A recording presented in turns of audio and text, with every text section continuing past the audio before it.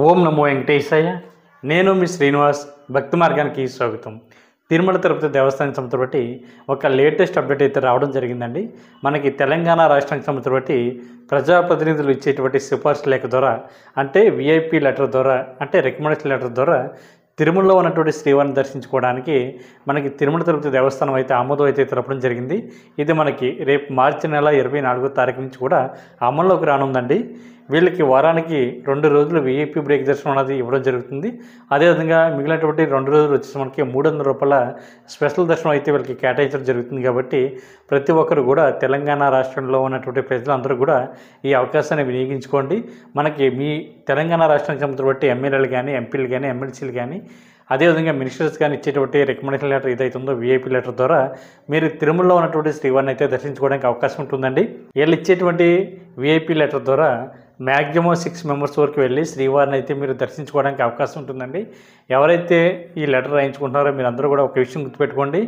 మీకు main candidate ఎవరైతే ఉన్నారో వాళ్ళ యొక్క నేమ్ అయితే పూర్తిగా ఇక్కడ ఇవ్వండి. అదేవిధంగా అదే లెటర్లో మీరు అకామిడేషన్ కూడా రాయించుకునేటువంటి ప్రయత్నం చేయండి. తిరుమల కొండపైన ఉండడానికి కాబట్టి అకామిడేషన్ కూడా మీ ప్రజాప్రతినిధులు ఇచ్చేటువంటి రికమెండేషన్ లెటర్లో మీరు రాయించుకున్నట్లయితే మీరు తిరుమల కొండపైకి వచ్చిన తర్వాత ఎటువంటి ఇబ్బంది లేకుండా మీరు స్వామివారికి దర్శనం, అదేవిధంగా అకామిడేషన్ కూడా మీకు అందుబాటులో ఉంటుంది. కాబట్టి శ్రీవారిని మీరు ప్రశాంతంగా దర్శించుకోవడానికి అవకాశం ఉంటుంది. చాలామంది మిత్రులకు తెలియక కేవలం రికమెండేషన్ లెటర్ అంటే స్వామివారికి దర్శనం ఒకటి తీసుకుంటున్నారండి. దాని తర్వాత అందులో అకామిడేషన్ అన్నది వాళ్ళు రాయించుకోవడం మర్చిపోతున్నారు, లేదా కొంతమందికి తెలియడం లేదు. కాబట్టి ఈసారి మీ యొక్క నాయకులు ఇచ్చేటువంటి ఈ సిఫార్సు లేఖ ఏదైతే ఉందో ఈ సిఫార్సు లేఖలో ఖచ్చితంగా దర్శనం ప్లస్ అకామిడేషన్ 2 కూడా రాయించుకుని మీరు ఆ లెటర్ను పట్టుకుని తిరుమల కొండపైన జేఈఓ ఆఫీస్ ఉంటుందండి.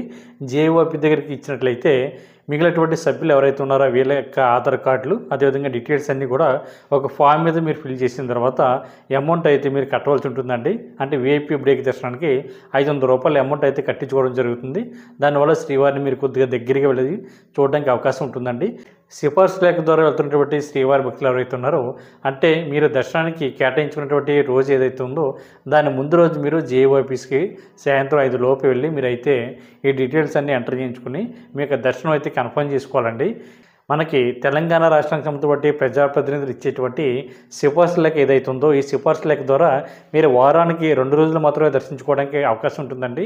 ఈ 2 రోజులు కూడా విఐపి బ్రేక్ దర్శనం అన్నది శ్రీవారి భక్తులకు అయితే ఇవ్వడం జరుగుతుంది. మనకి సోమవారం, అదేవిధంగా మంగళవారం.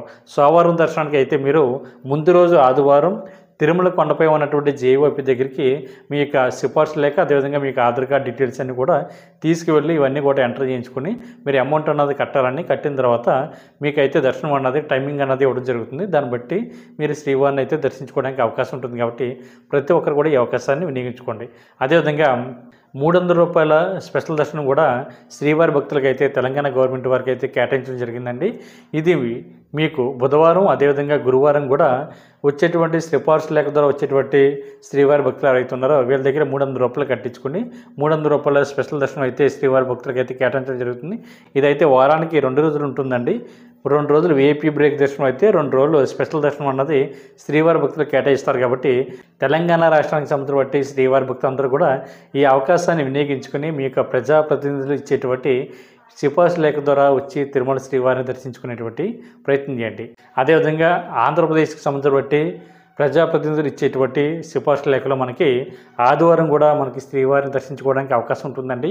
దానికోసం ముందు రోజు శనివారం మీరు జేఈఓ ఆఫీస్ దగ్గర మీరు రిపోర్ట్ చేయాలి. రిపోర్ట్ చేసినట్లయితే విఐపి బ్రేక్ దర్శనం అన్నది మనకి ఆదివారం కూడా శ్రీవారి భక్తులందరికీ కూడా కల్పించడం జరిగింది. కాబట్టి ప్రతి ఒక్కరు కూడా ఈ అవకాశాన్ని వినియోగించుకోండి. సిఫార్సు లేఖ ఎవరైతే తీసుకుంటున్నారో మీరు అందరూ కూడా రూము ప్లస్ అకామిడేషన్ 2 కూడా యాడ్ చేయించుకుని తిరుమల కొండపైన శ్రీవారిని దర్శించుకుని మీ యాత్రని పరిపూర్ణం చేసుకుంటారని నేను మనస్ఫూర్తిగా కోరుకుంటున్నాను. ఓం నమో వెంకటేశాయ.